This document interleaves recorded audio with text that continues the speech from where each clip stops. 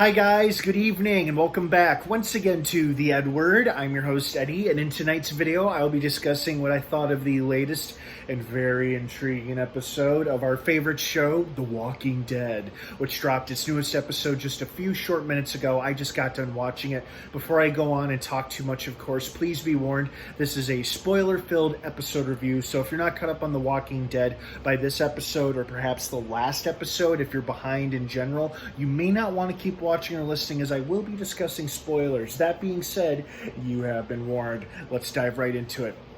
Well, first and foremost, I don't know if it was a popular fan theory or if it was something that was accidentally leaked or spoiled through AMC or somebody on the crew or the show or something, but apparently the rumor or theory turned out to be true that Daryl's one-time fling Leah from last season, from the end of season 10, turns out to be with the Reapers or Reaper herself, and that's exactly what happened.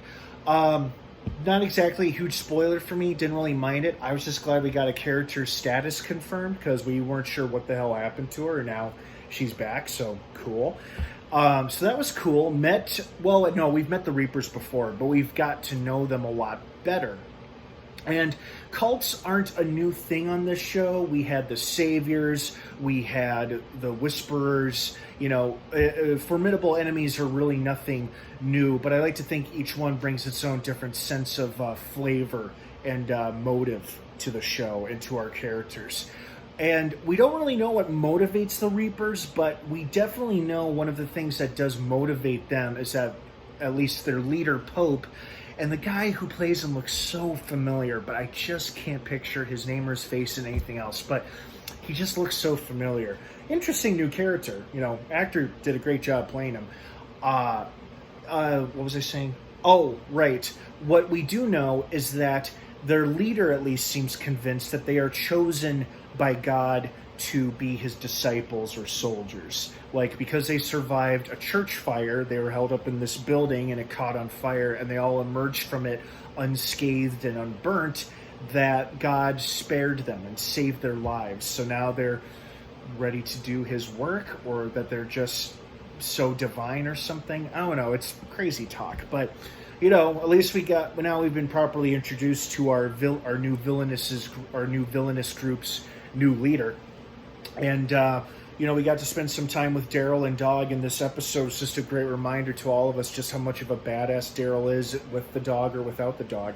At least the dog is okay. By the way, I forgot to mention this in the past couple episodes, but I love that Dog has his own outfit or vest now. Everybody else in the show has a vest or just cool post-apocalyptic outfits, and now Dog's got one too, and he looks great.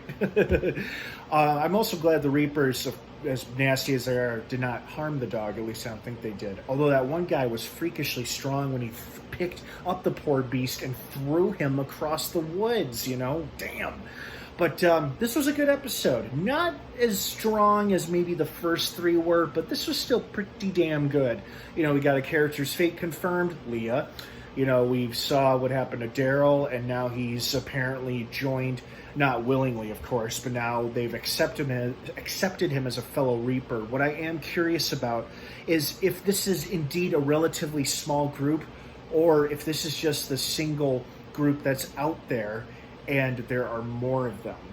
Because I'm honestly curious. I don't know if the Reapers are going to be the main recurring season throughout this whole final season, or maybe just this first batch of episodes. I don't know. But they seem scary as hell and formidable as hell. And, the fact that most of them are a bunch of old band of soldiers turned mercenaries certainly would explain their unique weapon handling and training and survival skills overall. So these people were pretty much built for a zombie apocalypse, So, and then you add the complex that they're God's chosen ones, you got a pretty dangerous enemy there. So who knows what's going to happen with them next, but at least Daryl and Dog are okay for now.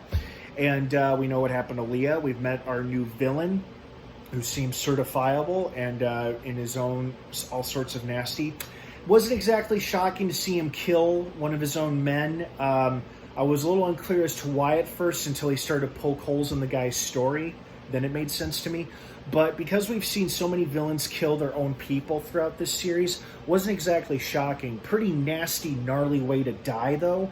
That part was pretty shocking. But in terms of like me being surprised that a villain killed one of their own, not really that surprising. Still entertaining, don't get me wrong. Still entertaining, but not that surprising. But I think it was a good demonstration to both Daryl and the viewers that this Pope guy means business, and it's best not to mess with him or his weird code, that they're all God's chosen people. So well, it'll be interesting to see what happens next, but so far this season is on a roll, and I hope it remains this consistent throughout the entire final season. Because one of my nagging worries or fears is that we get a first awesome 8 episodes, and then the middle are okay or mediocre, and then the final 8 are fantastic beyond all belief.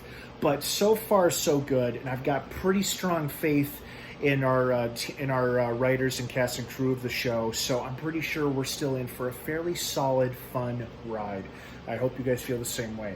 So, what did you guys think of this episode? I'd love to hear your thoughts and your opinions on it. Thank you so much for watching. Have an awesome rest of your night. The Walking Dead drops new episodes on AMC every Sunday, or if you're an AMC Plus subscriber, they always drop a week in advance. I unfortunately am not. I've got way too many streamers in my life as is, and I don't plan on signing up anytime soon, but that could change. All right, guys, have a great rest of your night. Thanks for watching, and of course, until next time, may the Force be with you.